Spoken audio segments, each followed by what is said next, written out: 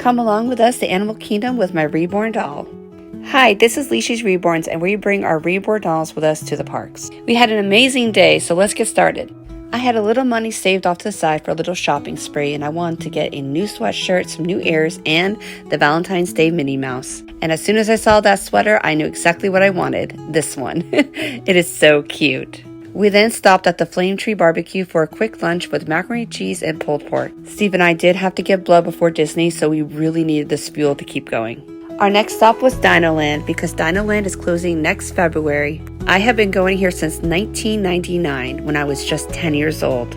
I've actually never been afraid of dinosaur. In fact, I actually love the movie and I love Aladar. It feels like a lot of my childhood nostalgia is dwindling away as Disney prepares itself for the next generation.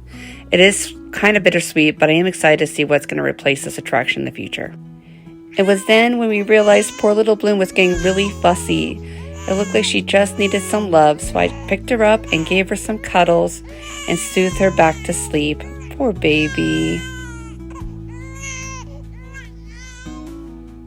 Our next stop was Expedition Everest, the roller coaster. We met up with management to park Bloom at the exit with a blanket over her.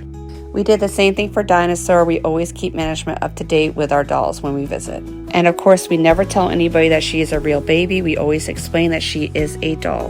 For more information about what we do, check out our pinned videos. Steve and I, of course, hopped in the very front row and we had to enjoy Expedition Everest. I was on live during this entire thing. I was balancing 2 phones at the same time, guys. I was quite talented indeed. Expedition Everest is a really cool roller coaster. It actually goes backwards into a very dark cavern and then down a super slippery slope. And then you go face to face with an actual Yeti. Really good ride, guys. We then headed back to Little Bloom to make sure she was okay, and then I wrapped her up and we headed over to Finding Nemo the musical. Now we use the stroller as a walker on Reborn days because I have really bad knees and I have a hard time walking. We always go through Lightning Lane with Steve's DAS, so we're never really a hindrance or a problem.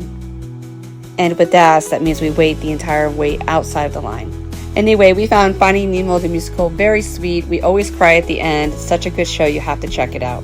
After a quick family photo in front of the tree, we headed over to Kilimanjaro Safaris. This is such a unique experience. You get to hop on a safari truck and take a tour through the reserve as you can see African wildlife up front. Steve and I always sit in the front just due to Steve's panic disorder. If anybody bumps into him or sits too close, he does have a massive anxiety attack. We are so thankful that cast members accommodate us every time we ride this ride. And guys, there were so many animals out today. I was absolutely shocked.